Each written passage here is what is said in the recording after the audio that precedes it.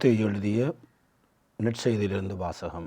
அதிகாரம் 14, திருவசனங்கள் 22 தொடக்கம் 33 வரை. அக்காலத்தில் இயேசு கூட்டத்தினரை அவ்விடத்திலிருந்து அனுப்பி கொண்டிருந்தார். அப்பொழுது சீடரையும் உடனே படகேறி தமக்கு முன் அக்கறைக்கு செல்லுமாறு அவர் கட்டாயப்படுத்தினார். மக்களை அனுப்பிவிட்டு அவர் தனியே இறைவனிடம் வேண்டுவதற்காக ஒரு மலை மேல் ஏறினார். பொழுது சாய்ந்த பிறகு அவர் அங்கே தனியே இருந்தார். அதற்குள் படகு கரையிலிருந்து நெடுந்தொலை சென்று விட்டது. மேலும் எதிர்காத்து அடித்து கொண்டிருந்ததால் அலைகளால் படகு அலைக்கழிக்கப்பட்டது. இரவின் 4ஆம் சாம வேளையில் இயேசு அவர்களை நோக்கி கடல் மீது நடந்து வந்தார். அவர் கடல் மீது நடப்பதைக் கண்ட சீடர் கலங்கி ஐயோ பேய் என்று அச்சத்தினால் அலறினர். உடனே இயேசு அவரிடம் பேசினார்.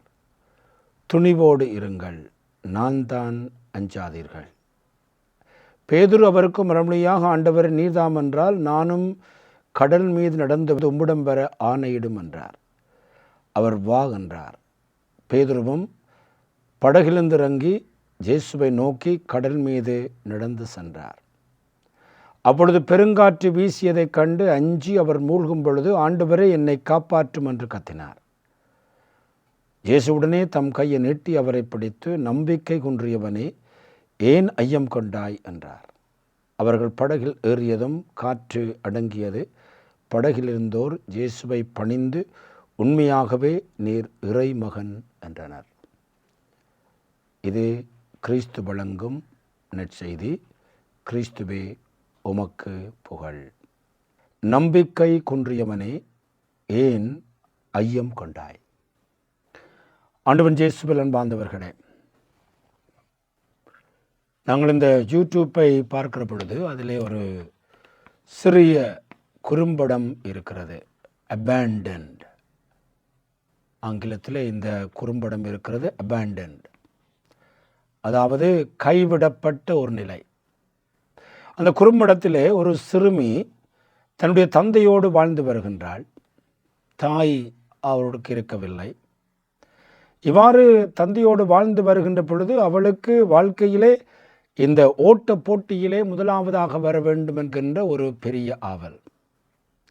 ஆகவே ஒவ்வொரு முறையும் இந்த தந்தை தன்னுடைய மகளை அழைத்து கொண்டு பயிற்சி கொடுத்து கொண்டு வந்தார். தூதரித்த விதமாக ஒரு முறை அவருடைய கண் பார்வை கொஞ்சம் கொஞ்சமாக மங்கி சடுதியாக அவள் பார்வையை முற்றுமுழுதாக இழந்தாள். அதுவே வர்ணங்களால் நிறைந்திருந்த அவளுடைய உலகம் ஒரு நாளில் இருளாக மாறியது. தனியாக நடக்கவும் அன்றாட கடமைகளை செய்யவும் அவள் மிகவும் சிரமப்பட்டாள். பல வேளைகளிலே விழுந்து விடுவோம் என்கின்ற பயம் எப்பொழுதும் அவரை துரத்தி கொண்டே இருந்தது. ஆனால் அந்த அன்பான தந்தை அவளை கைவிடவில்லை. தொடக்கத்திலே அவளுடைய கையை பிடித்து நடக்க கற்றுக்கொண்டார். விழுந்த பொழுது அவர் தூக்கிவிட்டார். பயந்த பொழுது அணைத்து கொண்டார். விளையாட்டில் அவள் இந்த ஆர்வத்தை அறிந்து பார்வையற்ற நிலையிலும் மற்ற குழந்தைகளைப் போல துணிவுடன் வாழ ஊக்கப்படுத்தினார். ஆனால் கொஞ்ச நாட்கள் போக இந்த தந்தைக்குள்ளே ஒரு உணர்வு என்னவென்றால், எப்பொழுதும் நான் என்னுடைய மகளுக்கு அருகில் இருக்க முடியாது. ஆகவே அந்த சிறுமி தனியாக நடக்க கற்றுக்கொள்ள வேண்டும் என்பதற்காக தந்தை அவளுடைய கையை பிடிக்காமல் விட்டுவிட்டார். தந்தையும் குரலையும் அவர் நிறுத்திவிட்டார். ஆகவே கொஞ்ச நாட்கள் அவருடைய தந்தையின் குரலையும் கேட்காமல் அவருடைய கையினுடைய அந்த அரவணைப்பையும் பார்க்காத அந்த சிறுமி நினைத்தாள், என்னுடைய தந்தை என்னை கைவிட்டு விட்டாள் என்று அவள் அழுது கொண்டே இருந்தாள். ஆனால் உண்மையில் தந்தை அவளை விட்டு செல்லவில்லை. அவள் விழாதபடி, அவளுக்கு தெரியாதபடி அவருக்கு அருகிலே நின்று அவளை பாதுகாத்து கொண்டே இருந்தார். அவளை பற்றி அக்கறை குறைந்து விட்டதென்று அவர் சிந்தித்த வேளையிலே இன்னும் அதிகமாக அந்த தன்னுடைய பிள்ளைக்கு அருகிலே தான் இருந்தார்.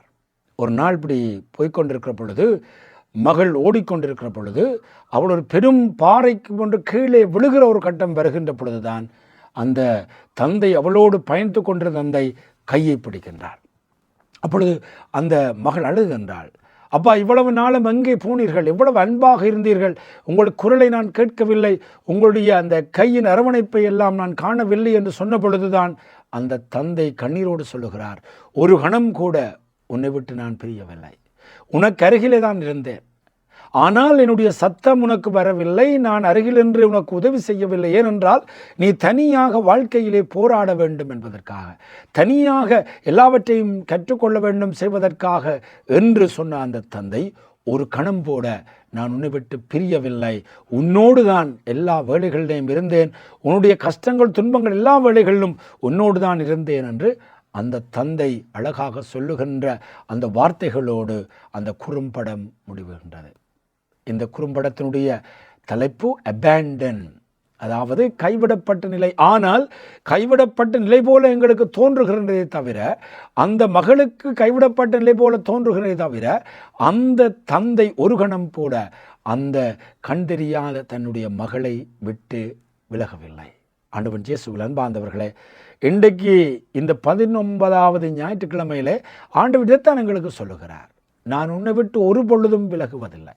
உன்னுடைய வாழ்க்கையிலே நிறைய புயல்களை நீ சந்திக்கலாம், உன்னுடைய வாழ்க்கையிலே கஷ்ட துன்பங்களை எல்லாம் சந்திக்கலாம், ஆனால் உன் அருகிலே 24 மணித்தியாலம் நான் இருக்கின்றேன். ஆனால் இந்த அலைகளிலே உன்னாலே நீ வாழ்ந்து பழக வேண்டும் என்பதற்காக நான் உனக்கு அருகிலே இருந்தாலும் அந்த அமைதியாகத்தான் நான் இருக்கிறேன், மிக அமைதியாக உன் அருகிலே இருக்கின்றேன் என்று சொல்லுகிறார். அன்பார்ந்தவர்களே, இந்த சங்கீதங்களை எல்லாம் நாங்கள் பார்க்கிற பொழுது சங்கீதம் 13:1 சொல்லுகிறது, ஆண்டவரே எத்தனை காலம் என்னை முற்றிலும் மறந்து விடுவீர். சங்கீத ஆசிரியர் அந்த கடவுள் தன்னோடு இல்லை என்பது போன்ற ஒரு கேள்வியை கேட்கின்றார். ஏன்னா அவருடைய வாழ்க்கையிலே நிறைய துன்பங்கள் வேதனைகள் அலைகள் எல்லாம் அடிக்கிற பொழுது அந்த சங்கீத ஆசிரியன் தன்னுடைய வாழ்க்கையிலே ஆண்டவரை பார்த்து கேட்கின்றார், ஆண்டவரே எத்தனை காலம் என்னை முற்றிலும் மறந்து விடுவீர். இது ஒரு விசுவாச தளம்பல் அல்ல, தன்னோடு இருக்கின்ற ஆண்டவர் நோக்குகின்ற ஒரு கதந்த. சங்கீதம் 22:1 சொல்லுகிறது, என் கடவுளே என் கடவுளே ஏன் என்னை கைவிட்டீர். துன்பங்கள் சுமைகள் இந்த புயல்கள் எல்லாம் அதிகமாக அடிக்கிற பொழுது நாங்கள் கேட்கின்ற கேள்வி, ஆண்டவர் ஏன் என்னை கைவிட்டுவிட்டு. ஆண்டவர் சிலுவையில் இருந்த பொழுது கூட அதைத்தான் கேட்டார். இந்த சங்கீதத்தை சொன்னார், 22:1 சொன்னார், என் கடவுளே ஏன் என்னை கை நிகழ்ந்தீர். எங்களுடைய வாழ்க்கையிலே கூட இந்த புயல்கள் எங்களை அடிக்கின்ற பொழுது நாங்கள் இந்த கேள்விகளை பல வேளைகளிலே கேட்கிறோம். அதைத்தான் இன்றைய நற்செய்தியிலே நாங்கள் பார்க்கிறோம். அன்பார்ந்தவர்களே, இன்றைய நற்செய்தி கடந்த வார நற்செய்தியினுடைய ஞாயிற்றுக்கிழமையினுடைய தொடர்ச்சியாக இருக்கிறது. இயேசுடைய இதயத்திலே பெரும் வேதனை. கடந்த வார நற்செய்தி சொல்லுகிறது, தன்னுடைய உறவினராகிய யோவான் கொலை செய்யப்பட்டதை அறிந்த இயேசு தனிமையான ஒரு இடத்துக்கு போனார். வேதனை, மனதிலே ஒரு சுமை. அப்பொழுது இயேசு என்ன செய்தார் என்றால், தந்தையிடம் தன்னுடைய நேரத்தை செலவழித்தார். அதுக்கு பிற்பாடு அவர் அப்படி இருக்கிற பொழுது கூட மக்கள் வந்து அவரை சந்திக்க வந்த பொழுது அவர்களுக்கு உணவளித்தார். 5000 பேருக்கு அந்த அப்பங்களையும் மீன்களையும் பருக செய்து அவர் புதுமை செய்தார். அப்பொழுது அங்கே ஒரு பெரிய ஆபத்து வருகிறது. அதாவது அவரை பிடித்து அவர்கள் அரசனாக்க முயற்சிக்கிறார்கள். அப்படியான ஒரு கட்டத்திலே தான் இயேசு மீண்டும் இன்றைக்கு பார்க்கிறோம், தன்னுடைய சீடர்களை கட்டாயமாக, இந்த கட்டாயமாக என்று சொல்லு மிக முக்கியமானது, கட்டாயப்படுத்தி படகுகளை ஏற்றி அக்கறைக்கு அவர் அனுப்புகிறார். ஏனென்றால் இயேசு தனிமையாக இருக்க விரும்புகிறார். தன்னுடைய வாழ்க்கையிலே இந்த புயல்கள் அடித்து கொண்டு இருக்கிற பொழுது இயேசுவுக்கு இருக்கின்ற ஒரே ஒரு ஆறுதல் தந்தையோடு செலவழிக்கின்ற அந்த நேரம்.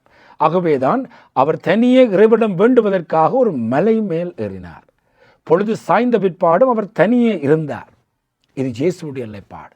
அவர் சுபித்து கொண்டே இருக்கிறார், இரவு முழுக்க சுபித்து கொண்டார். முதலாம் காவல் வேளையிலே, 2வது காவல் வேளையிலே, 3வது காவல் வேளையிலே, அந்த இரவு முழுவதும் அவர் சுபித்து கொண்டே இருக்கிறார். அப்பொழுதுதான் இந்த சீடர்கள் போய்கொண்டிருக்கிற பொழுது அங்கே புயல் ஏற்படுகிறது. அந்த இயேசு அங்கே சுபித்து கொண்டிருக்கிற வேளையிலே கூட இந்த சீடர்களை அவர் கைவிட்டு விடவில்லை.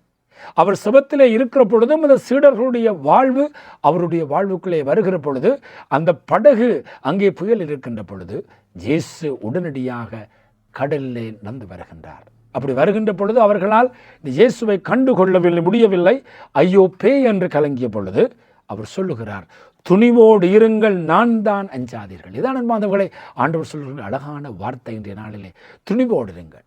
எங்களுடைய வாழ்க்கையிலே கூட நாங்கள் எத்தனையோ வேளைகளிலே நாங்கள் இந்த கஷ்டங்கள் துன்பங்களுக்குள்ளே போகிற பொழுது எங்களுக்கு இருக்கிற ஒரே ஒரு ஆறுதல், ஆண்டவர் சொல்லுகிறார் அந்த வேளையிலே துணிவோடு இருங்கள், நான் தான் என்று சொல்லுகிறார். ஆகவே அன்பார்ந்தவர்களே, இந்த எசாயா புத்தகம் 41:10 சொல்லுகிறது, அஞ்சாதே, நான் உன்னோடு இருக்கிறேன், திகையாதே, நானே உன் கடவுள். எசாயா புத்தகம் 43:2 சொல்லுகிறது, நீர் நீரினோடே சென்றாலும் நான் உன்னோடு இருப்பேன் என்று ஆண்டவர் சொல்லுகிறார். அதுதான் அன்பார்ந்தவர்களே ஆண்டவர் இன்றைக்கு சொல்லுகின்றார். ஆனால் அதே வேளையிலே இந்த நீரிலே அவர் வருகிற பொழுது பேதுரு இந்த பாடத்தை இன்னும் அதிகமாக கேட்டுக்கொள்ளுகின்றார். அதாவது அப்படி வருகின்ற பொழுது இயேசு நான் தான் துணிவோடு இருங்கள் என்று சொல்லுகிற பொழுது பேதுரு சொல்றார், ஆண்டவர் நீதான் என்றால் நானும் கடல் மீது நடந்து வர ஆணையிடும் என்று சொல்லுகிறார். வா என்று சொல்லுகிறார். ஆனால் அப்படி வருகின்ற பொழுது அந்த பெருங்காற்று வீசிய பொழுது ஆண்டவரை என்னை காப்பாற்றும் என்று கத்துகிற பொழுது இயேசு கையை நீட்டி அவரை அங்கே பிடித்து சொல்லுகிறார், நம்பிக்கை குன்றியவனே ஏன் அச்சம் கொண்டாய் என்று சொல்லுகிறார். இந்த பேதுருடைய வாழ்க்கையை நாங்கள் பார்க்கிற பொழுது அன்பார்ந்தவர்களே, இந்த இயேசு வந்துட்டார் என்ற பொழுது அவருக்கு ஒரு சந்தோஷம். அப்பொழுது அந்த இயேசுவை பார்த்து இயேசுவை எல்லாம் செய்ய முடியும், இந்த துன்பத்திலே இருக்கிறார் சொன்ன பிற்பாடு இயேசுவை நம்பி அவர் இந்த கடலுக்கே இறங்குகிறார். ஆனால் கடலுக்குள்ளே வருகின்ற அலைகளை கண்ட பொழுது, அந்த அலைகளிலே அவருடைய கண்கள் பதிந்த பொழுது, அவருடைய அந்த கலைகளை பார்த்து அந்த நம்பிக்கை குறைந்த பொழுது அவர் அங்கே தாழுகின்றார். எப்பொழுது எங்களுடைய வாழ்க்கையிலே அந்த இயேசுவுடைய நாங்கள் பதித்திருக்கின்ற அந்த கண்கள், தேவனிலே நாங்கள் வைத்திருக்கின்ற அந்த கண்கள் இந்த துன்பங்களை நோக்கி போகிற பொழுது நாங்கள் அமர்ந்து விடுகிறோம். இந்த வேளையிலும் நாங்கள் இயேசு மீது கண்களை பதித்து கொண்டிருக்கின்ற பொழுது நாங்கள் எங்களுடைய வாழ்க்கையிலே இந்த துன்பங்கள் அலைகளுக்குள்ளாலே நாங்கள் போகக்கூடிய அந்த சக்தியை பெறுகிறோம் அன்பார்ந்தவர்களே. அதைத்தான் இன்றைய முதல் வாசகத்திலே நாங்கள் அரசர்கள் நூலிலிருந்து படிக்கிறோம். எலியா இறைவாக்கினர் அவர் ஒரேபு மலை அடைகின்றார். இந்த எலியா இறைவாக்கினர் என்ன செய்கிறார் என்றால், அந்த பாகால் தெய்வத்தோடு இருக்கின்ற அந்த இறைவாக்களோடு அவர் சண்டையிட்டு அங்கு வாக்குவாதம் செய்து பெரும் புதுமையை செய்து வானத்திலிருந்து நெருப்பு வரச் செய்து தன்னுடைய இறைவன் தான் ஒரே இறைவன் என்று அவர் அங்கே ஒரு வெற்றி முழக்கத்தோடு இருக்கின்ற பொழுது அந்த ஆகாபு அரசனுடைய ஈசபேல் என்கின்ற அந்த அரசி இவரை கொலை செய்வதற்காக திட்டமிட்டு இவரை திரட்டுகின்றார். அப்பொழுது அவர் களைத்து போய் தன்னுடைய வாழ்க்கையில இந்த அலைகள் இந்த பயங்கரங்கள் நினைத்து களைத்து போய் ஒரேவு அந்த இடத்திலே மலையை அடைகிறார். ஒரு சூழச் செடிக்கிலே படுத்திருக்கிற பொழுது ஆண்டவர் அவருக்கு உணவு கொடுக்கின்றார். உணவு கொடுத்து தண்ணீரை கொடுத்து அவருக்கு பலத்தை கொடுத்திருக்கின்ற அந்த இறைவன் அதுக்கு பிற்பாடு அந்த ஒரேவு மலையிலே வந்து இயேசு மலையிலே செபித்தது போல இங்கே நாங்கள் பார்க்கிறோம் எலியா இறைவாக்கினர் அங்கே அந்த மலையிலே இருந்து அவர் ஆண்டவர் நோக்கி செபிக்கிறார். ஆண்டவர் தன்னோடு இருக்கிறாரா என்பதை உணர்ந்து ஆண்டவர் நோக்கி செபிக்கிற பொழுது அன்பார்ந்தவர்களே, அங்கு ஒரு பெரும் சுழற்காற்று வருகிறது. எழுந்து பார்க்கிற பொழுது ஆண்டவர் அங்கே இருக்கவில்லை. பெரும் நிலநடுக்கம் வருகிறது, அவர் பார்க்கிற பொழுது கூட அங்கே இருக்கவில்லை. இறுதியாக ஒரு தீப்பிழம்பு வருகிறது, அங்கேயும் ஆண்டவர் இருக்கு. ஏனென்றால் எலியா இறைவாக்கினர் அங்கு பெரிய மலையிலே போய் அந்த தீப்பிழம்பை எடுத்து வந்து அந்த காளியை எரித்து அவர்தான் என்னுடைய இறைவன் என்று நிரூபித்த பிற்பாடு ஆண்டவர் அவருக்கு எப்படி வருகிறார் என்றால் அமைதியிலே வருகிறார். அதுக்கு பிற்பாடு அடக்கமான மெல்லிய ஒலி கேட்டது. அப்பொழுது ஆண்டவருடைய பிரசன்னத்தை உணர்கின்றார். அன்பார்ந்தவர்களே, எங்களுடைய வாழ்க்கையிலே கூட இந்த புயல்கள் வருகின்ற பொழுது நாங்கள் என்ன செய்ய வேண்டும் என்றால் அமைதிக்குள்ளே போக வேண்டும். ஆண்டவர் அமைதியிலே எங்களை பேசுவார். ஆகவேதான் சங்கீதம் 46:10 சொல்லுகிறது, அமைதியாக இருங்கள், நானே கடவுள் என்பதை நீங்கள் அறிந்து கொள்ளுங்கள் என்று சொல்லுகிறார். அன்பார்ந்தவர்களே, ஒரு நிமிடம் நற்கருணை ஆண்டவருக்கு முன்பாலே இருக்கிற பொழுது, ஒரு ஆலயத்துக்குள்ளே கொஞ்சம் நேரம் இருக்கிற பொழுது, இந்த புயல்கள் மத்தியிலே வேதர்கள் மத்தியிலே நாங்கள் நேரத்தை எடுத்து ஆண்டவருக்கு முன்னாலே போயிருக்கிற பொழுது, இந்த எலியா இறைவாக்கிற மலையிலே அப்படியே இருந்து சபித்து கொண்டிருக்கிற பொழுது அடக்கமான ஒரு மெல்லிய காற்றில் ஆண்டவர் அவருக்கு சொல்லுகிறார். அந்த இறைவன் அவரை பார்த்து சொல்லுகிறார், நான் உன்னோடு இருக்கிறேன், அஞ்சாதே, ஈசபேல் அரசி ஒன்று முன்னே செய்த முடியாது, நான் உன்னோடு இருக்கிறேன் என்று சொல்லுகிறார். அன்பார்ந்தவர்களே, இன்றைக்கு இதுதான் எங்களுடைய வாழ்க்கையிலே இறைவன் தருகின்ற ஒரு அழகான பதிலாக இருக்கிறது. இன்றைய அல்லேலூயா பகுதியை நாங்கள் பார்க்கிற பொழுது அன்பார்ந்தவர்களே, அது எங்களுக்கு அழகாக சொல்லுகிறது. ஆண்டவருக்காக ஆவலுடன் நான் காத்திருக்கிறேன், என் நெஞ்சம் ஆண்டவருக்காக காத்திருக்கிறது, அவருடைய சொற்களுக்காக ஆவலுடன் காத்திருக்கிறேன். நாங்கள் அன்பார்ந்தவர்களே, இந்த வேதனைகள், துன்பங்கள், நெருக்கடிகள், புயல்கள் எல்லாம் எங்களுடைய வாழ்க்கையிலே வரும். ஆனால் அந்த வேளையிலே நாங்கள் அமைதிக்குள்ளே சென்று ஆண்டவருக்காக காத்திருக்கிற பொழுது ஆண்டவர் எங்களுக்கு அழகாக சொல்லுகிறார், ஒரு தாய் தன்னுடைய மகனை மறந்தாலும் நான் உன்னை மறக்க மாட்டேன். எஸ்ஐயா இறைவாக்கர் 49:16 சொல்லுகிறார், இதோ என் உள்ளங்கையில் உன்னை பொறித்து வைத்திருக்கின்றேன். இந்த அளவுக்கு எங்களை அன்பு செய்கின்ற இறைவன் எங்களோடு இருக்கின்ற பொழுது நாங்கள் எதற்குமே அஞ்ச வேண்டிய தேவையில்லை. எவரும் எதையும் செய்ய முடியாது. ஆண்டவருடைய அருள் எங்களை தொடர்ந்து வரும். ஆகவே இன்றைய இந்த நாளிலே அன்பார்ந்தவர்களே, ஆண்டவர் எங்களை பார்த்து சொல்லுகின்றார், அமைதியாக இருங்கள், நானே கடவுள் என்பதை அறிந்து கொள்ளுங்கள். சங்கீதம் 46:10. இந்த புயல்கள் வருகின்ற பொழுது, அமைதிக்குள்ளே போகிற பொழுது, அந்த நற்கருணை ஆண்டவருடைய பிரசன்னத்தில் இருக்கிற பொழுது, ஒரு திருப்பலியிலே பங்கு பெற்றுகின்ற பொழுது, அருட்சாதனங்களை பெறுகின்ற பொழுது, ஒரு இறைவார்த்தையை ஒவ்வொரு நாளும் ஒரு 10 நிமிடங்கள் வாசிக்கிற பொழுது, ஆண்டவர் மீண்டும் மீண்டும் எங்களை உறுதிப்படுத்துவார். அவருடைய பிரசன்னம் எங்களுக்குள்ளே வரும். எலியா போல நாங்களும் ஒரு அமைதியானத்தை தேட வேண்டும். இயேசு ஜோவான் மரணித்த பிற்பாடு, தன்னை அரசனாக்கப் போகிறார் என்பதை அறிந்த பிற்பாடு, அவர் போய் அமைதிக்குள்ளே இருந்து ஆழமாக செபித்தது போல நம்முடைய குருத்துவ வாழ்விலும் எங்களுடைய சாதாரண பொதுநிலையினுடைய வாழ்விலும் இறைவனுடைய அருளை, அந்த ஆறுதலை நாங்கள் பெற வேண்டுமென்றால், பயமின்றி அச்சமின்றி நாங்கள் வீறு நடை போட வேண்டுமென்றால், நாங்களும் இந்த அமைதியை தேட வேண்டும். அமைதியாக இரு, நானே கடவுள் என்பதை உணர்ந்து கொள் என்று சொல்லுகிறார். ஆகவே இந்த நாட்டிலே இயேசுவிடமிருந்து, எலியா இறைவாக்கிடமிருந்து நாங்கள் இந்த ஆழமான கடவுளுடைய பிரசன்னத்தை அறிகின்ற அந்த வழிகளை கண்டுபிடித்து, எங்களுடைய வாழ்க்கையிலே நாங்கள் இந்த அலைகளிலே எங்களுடைய மனங்களை வைக்காமல், அந்த அலைகளையும் ஆளக்கூடிய கடவுளிலே, இயேசுவிலே எங்களுடைய நம்பிக்கையை பதித்து வாழ இறையருள் வேண்டுவோமாக. ஆமேன்.